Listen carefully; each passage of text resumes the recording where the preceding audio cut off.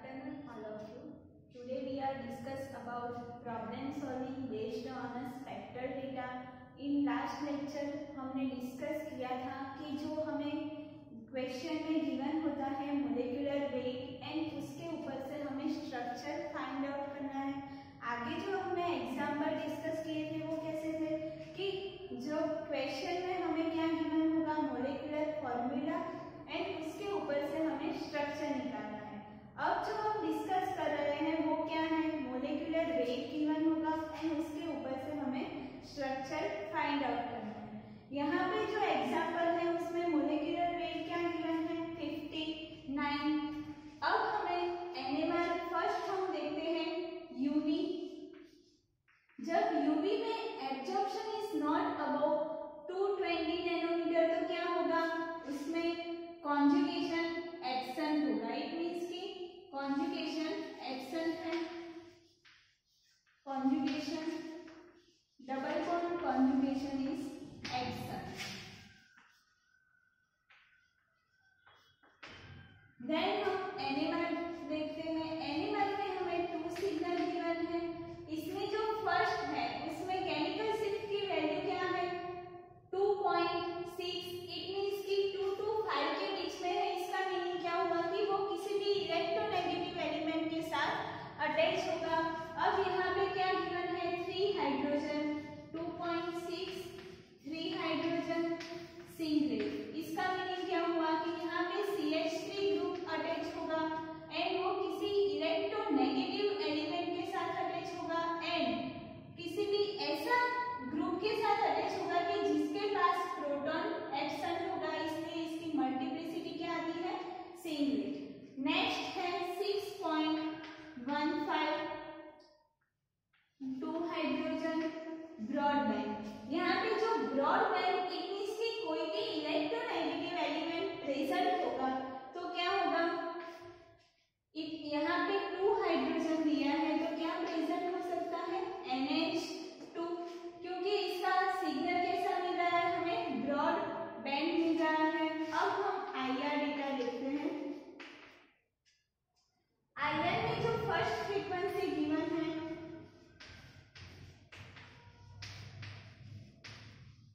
वो किसकी stretching frequency है NH stretching frequency.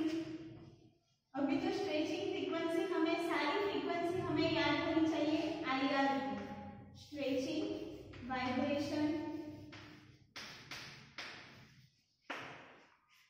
Then 1660 C double bond O stretching vibration. यहाँ पे 3 टाइप्स ऑफ फ्रीक्वेंसी है एंड नेक्स्ट है 1385 CN स्ट्रेचिंग वाइब्रेशन. तो CN स्ट्रेचिंग वाइब्रेशन है. इट मींस कि यहाँ पे CN ग्रुप प्रेजेंट है. ऐसा नहीं हमने बोला है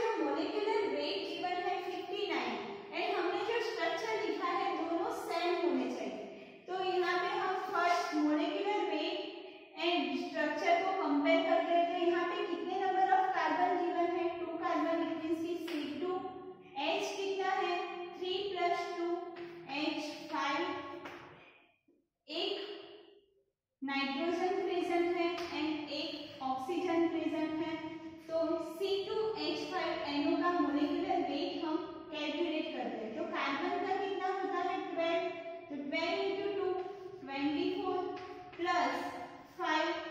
हाइड्रोजन का कितना होता है एटॉमिक मास 1, तो 1 इंटू 5 5 प्लस नाइट्रोजन का 14 एंड ऑक्सीजन का 16।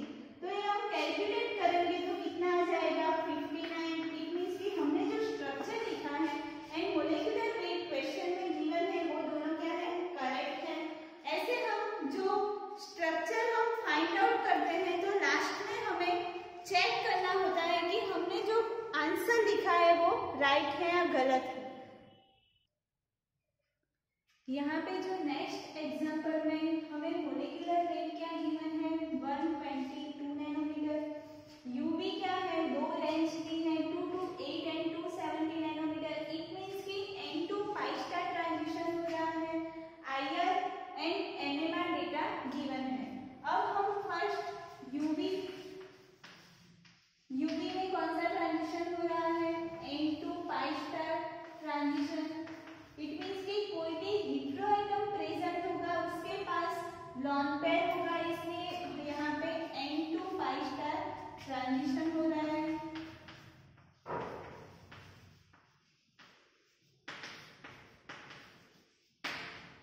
अब जो IR है फर्स्ट हम NMR डेटा लिखते हैं।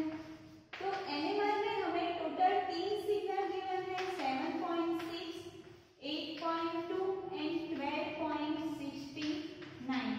अब हमने देखा था कि यहाँ पे जब 6 to 8 के बीच में जब वैल्यू होती है तो क्या हम कंसीडर करते थे कि बेंजीन प्रेजेंट होगा। तो यहाँ पे तो 3 हाइड्रोजन दिया है, यहाँ पे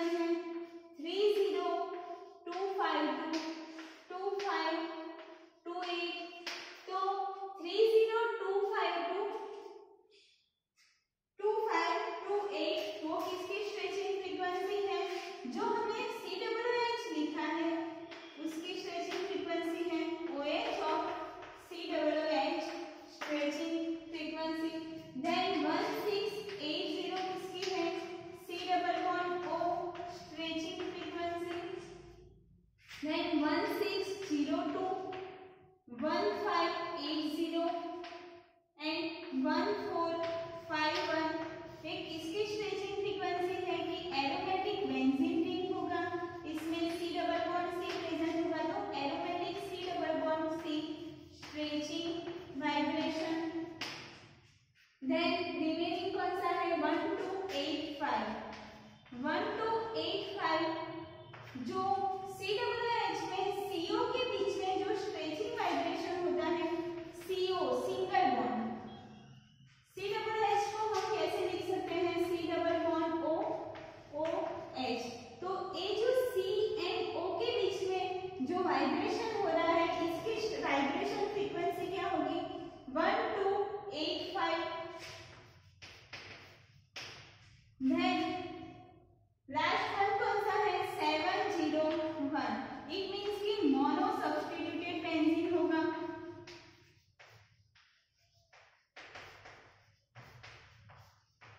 मोनो सब्स्टिट्यूटेड इट मींस कि एक ही साइड में सब्स्टिट्यूट होगा। अब यहाँ पे हमने NMR डेटा पर से हमें इतना क्लियर है कि बेंजीन रिंग प्रेजेंट होगा एंड वो COOH के साथ अटैच होगा क्योंकि मोनो सब्स्टिट्यूटेड है।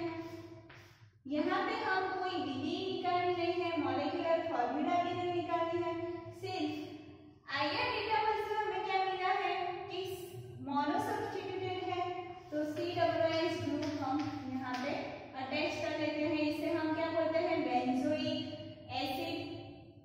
अब हमें इसकी जो मॉलिक्यूलर फॉर्मूला लिख के हमें क्या चेक करना है कि सेम मॉलिक्यूलर वेट जैसा इसका मॉलिक्यूलर वेट हो रहा है या नहीं।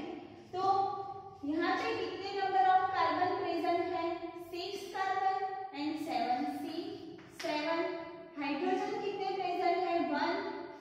यहाँ पे भी क्या होता है हाइड्रोजन प्रेजेंट होता है,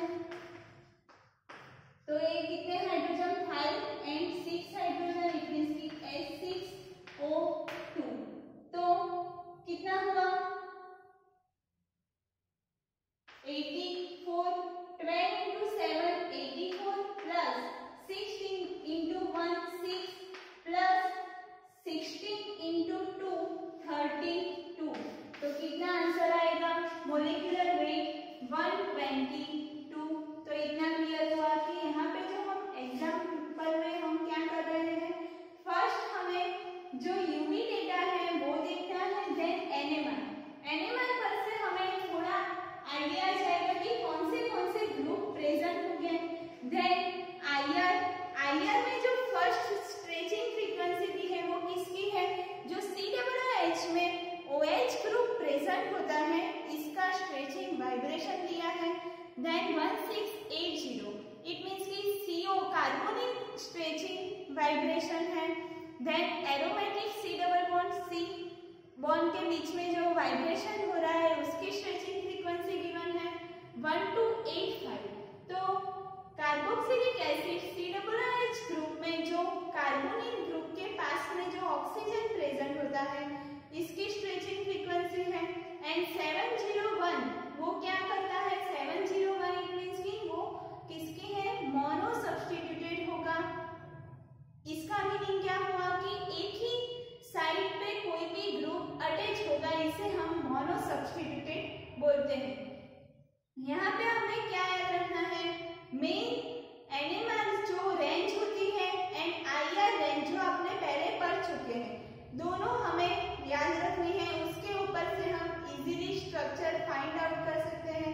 एक बार हमने स्ट्रक्चर निकाल दिया तो लास्ट में हमें क्या करना है क्रॉस चेक करना है कि जो हमने स्ट्रक्चर लिखा है एंड क्वेश्चन में गिवन है दोनों का मोलिकुलर वेट सेम हो रहा है या नहीं। एंड जब हमें मोलिकुलर फॉर्मूला गिवन होती थी तब हम क्या करते थे, मोलिकुलर फॉर्मूला एंड स्ट्रक्चर की मोलिकुलर फॉर्मूला दोनों को कंपेयर करते थे। यहाँ पे स्ट्रक्चर का मोलिकुलर वेट एंड क्वेश्चन में जो गिवन है मोलिकुलर वेट दोनों को कंपेयर करके क्रॉस चेक करना है। अब हम नेक्स्ट एग्जांपल सॉल्व करते हैं। तो यहाँ पे जो हम molecular weight and molecular formula से हम जो स्ट्रक्चर निकाल रहे हैं उसमें हमें मोलिकुलर फॉर्मूला गिवन होती थी तब हम क्या करते थे, first check out the DP। First हम करते थे। जब डीबी चेक करते थे उसमें क्या था, 3 केस होता था। फर्स्ट केस क्या था, जब ऑक्सीजन प्रेजेंट होगा, इट मींस कि ऑक्सीजन क्या है, divalent atom. Oxygen divalent atom है, इसलिए हम डीबी कैलकुलेट करने में ऑक्सीजन को कंसीडर नहीं करेंगे, क्योंकि ऑक्सीजन क्या है, डाइवैलेंट एटम। हम डीबी डबल बॉन्ड इक्विवेलेंट में क्या कंसीडर करते थे, monovalent atom, trivalent atom and tetravalent atom.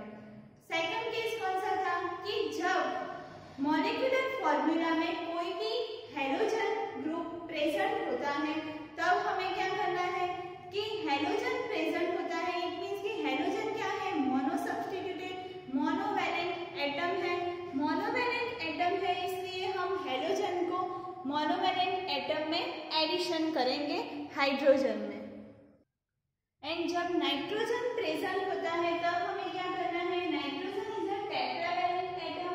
Tetravalent atom nitrogen है, इसलिए हम मोनोवैलेंट एटम में से टेट्रावैलेंट एटम को क्या करते हैं, सब्सट्रैक्ट करते हैं। इतना क्लियर हुआ।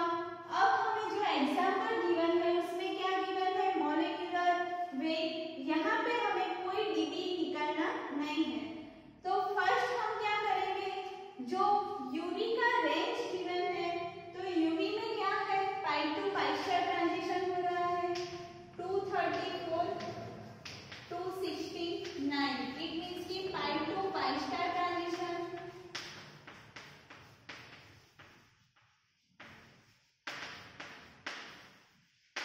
देन जो एनएमआर डेटा गिवन है उसमें क्या है, 2 सिग्नल गिवन है। फर्स्ट है 2.89 1 हाइड्रोजन एंड इसका मल्टीप्लिसिटी सिंगलेट आएगी।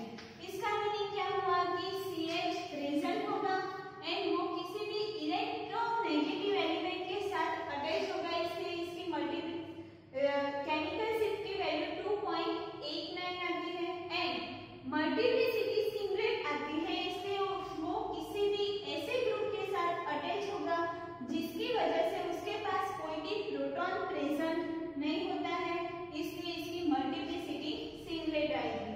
Then 7.45 hydrogen complex.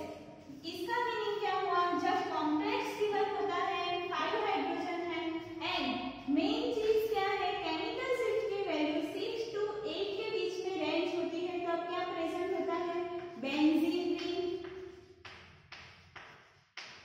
तो यहाँ पे भी क्या प्रेजेंट होगा, C6H5। तो दो ग्रुप हमें मिले, एक CH ग्रुप प्रेजेंट होगा एंड एक बेंजीन रिंग प्रेजेंट होगा। अब हम IR देखते हैं। तो IR में जो फर्स्ट रेंज गिवन है वो कौन से है, 3300, इट मींस कि इसकी है triple bond CH stretching vibration. Then 30852 3040, एक इसकी रेंज है CH स्ट्रेचिंग वाइब्रेशन।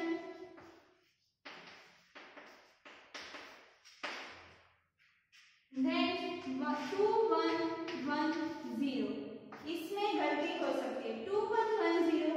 तो हमने जो IR में जो रेंज देखी थी उसमें हमने देखा था कि जब 2150 के आसपास रेंज होती है तो क्या प्रेजेंट होता है, C triple bond C and 2250 के आसपास जो कोई रेंज प्रेजेंट होती है तब कौन सा ग्रुप प्रेजेंट होता है, C triple bond N, it means कि साइनाइड प्रेजेंट होगा CN एंड यहाँ पे क्या प्रेजेंट होगा, C ट्रिपल बॉन्ड C। तो यहाँ पे रेंज में क्या गिवन है, 2110, इट मींस कि इसके अराउंड है, तो हमें क्या लिखना है, C triple bond C stretching vibration. Then क्या गिवन है, 1605 1579 1488 एंड 1445, ये चारों जो फ्रीक्वेंसी की रेंज है वो किसकी है, aromatic C double bond C stretching vibration.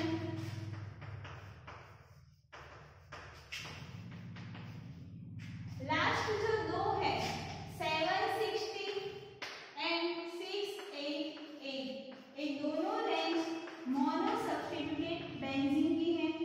It means कि सब्स्टिट्यूटेड होगा एक ही साइड पे, इसे हम क्या बोलते हैं, मोनो सब्स्टिट्यूटेड बेंजीन रिंग। तो अब हम स्ट्रक्चर लिखते हैं। तो फर्स्ट हमें एनिमल डेटाबेस से क्या मिला है कि बेंजीन रिंग प्रेजेंट होता है। तो यहाँ पे हमने एक बेंजीन रिंग लिखा। देन आईआर डेटाबेस से हमें क्या मिला है कि C triple bond C present होता है। एंड जो CH है उसका मल्टीप्लिसिटी क्या आ रही है, सिंगलेट। इट मींस कि CH कोई ऐसे ग्रुप के साथ अटैच है जिसके पास कोई भी हाइड्रोजन प्रेजेंट नहीं है, तो यहाँ पे हम H लिख लेंगे। तो ये जो CH है वो कार्बन के साथ अटैच है, यहाँ पे कोई भी हाइड्रोजन प्रेजेंट नहीं है, इसलिए इस CH की मल्टीप्लिसिटी क्या आ रही है, सिंगलेट। एंड बेंजीन क्या है, कॉम्प्लेक्स सिग्नल देता है। अब हम मोलेक्युलर फॉर्मूला के ऊपर से हम मोलेक्युलर वेट कैलकुलेट करते हैं स्ट्रक्चर का। यहाँ पे कितने नंबर ऑफ कार्बन है, 1 2 3 4 5 and 6 carbon, 7 and 8 C 8। Hydrogen कितने प्रेजेंट हो गए यहाँ पे, 1 2 3 4 एंड 5 हाइड्रोजन प्लस 1 6 H 6। अब यहाँ पे जो कार्बन का एटॉमिक मास कितना होता है, 12 into 8 96 प्लस 6, तो कितना हो जाएगा मॉलिक्यूलर वेट 102। तो यहाँ पे जो हमने स्ट्रक्चर लिखा है उसका मॉलिक्यूलर वेट एंड क्वेश्चन में जो गिवन है दोनों का मॉलिक्यूलर वेट क्या आ रहा है, सेम आ रहा है। अब हम नेक्स्ट एग्जाम्पल डिस्कस करते हैं। तो ये लास्ट एग्जाम्पल हम सॉल्व करते हैं। उसमें मॉलिक्यूलर वेट गिवन है 135 नैनोमीटर, यूवी क्या है 242 नैनोमीटर। इट मींस कि pi to pi star transition हो रहा है।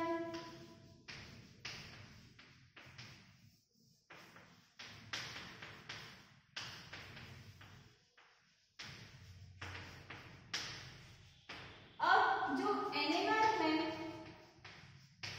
उसमें हमें फर्स्ट क्या गिवन है 2.09। तो यहाँ पे जो सिग्नल 3 गिवन है, फर्स्ट है 2.09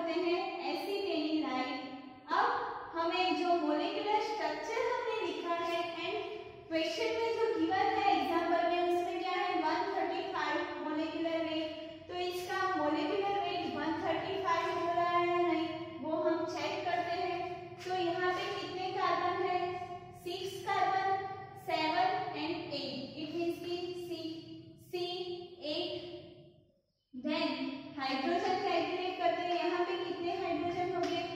5 हाइड्रोजन, 6 एंड 7 8 9, तो हाइड्रोजन कितने हैं? 9। अब नाइट्रोजन 1 एंड ऑक्सीजन 1, तो कितना आएगा? 12 इंटू 8।